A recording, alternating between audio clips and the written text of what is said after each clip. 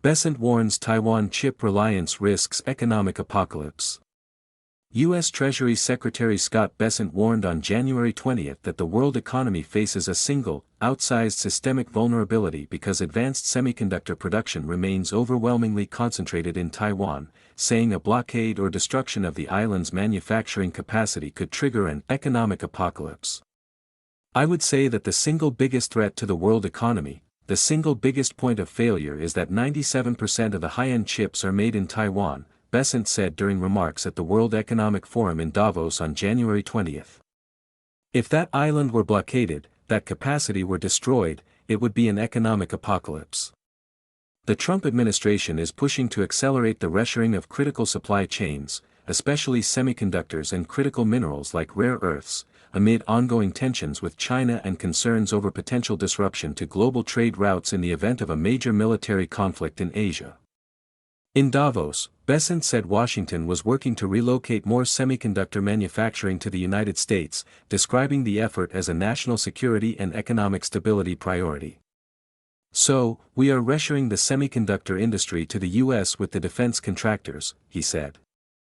Bessent characterized major U.S. defense contractors as critical industry players akin to systemically important banks, which enjoy special protections like Federal Reserve backstops that prevent their potential failure from throwing the entire financial system into chaos. He urged defense contractors to prioritize building domestic production capacity over returning capital to shareholders. The defense contractors are no different than the systemically important banks, Bessent said, adding that they benefit from government support and oversight much like large financial institutions. He said contractors have fallen behind in meeting obligations and should scale up U.S.-based industrial investment. They have let down the American people. They are 5, 6, 7 years behind on fulfillment of their contracts. Bessent said. So I do not think it is unreasonable to tell them that until further notice, you need to build more factories and buy back less stock. Test run during COVID-19. Bessent also described the disruption caused by the COVID-19 pandemic as a warning sign of what could happen if supply chains were severed by a major geopolitical conflict. I think the only good thing that came from COVID was it was a test run for what would happen if our supply chains were ever broken due to a kinetic war, Bessent said. He said the disruption revealed that there are about a half dozen industries that are essential to U.S. economic resilience and national security. So we saw that there are 5, 6, 7 key industries that we have to reshore, he said. Rare earth magnets. We've got to get out from under China's grasp. The semiconductors. Critical Minerals Alliance.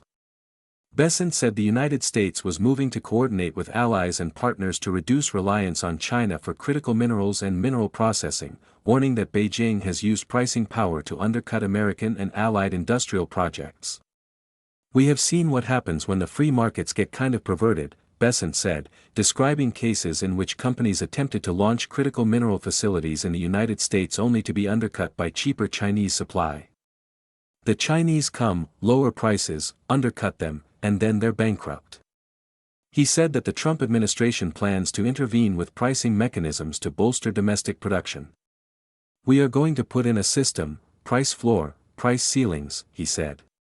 Bessent also said the Treasury Department was helping assemble a new coalition he described as a critical minerals bloc involving the G7 nations plus additional partners, including Australia, India, Mexico, and South Korea. We are working at warp speed to create a critical minerals bloc where we can mine, process, and refine critical minerals, and China won't have this sword over our heads, he said. When asked when the United States could become independent in terms of refining critical minerals, Bessent estimated the timeline at 18 to 24 months, pointing to early progress in domestic rare earth magnet manufacturing. I went down about 2 months ago to my home state of South Carolina, and in South Carolina for the first time in 25 years, there's a producer there who made rare earth magnets, he said.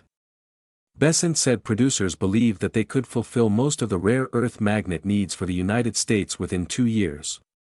And then we also want to help our allies, because the supply chain is important, Bessent added. Bessent's Davos comments echoed warnings he has raised previously about Taiwan's dominance in high-end chip manufacturing.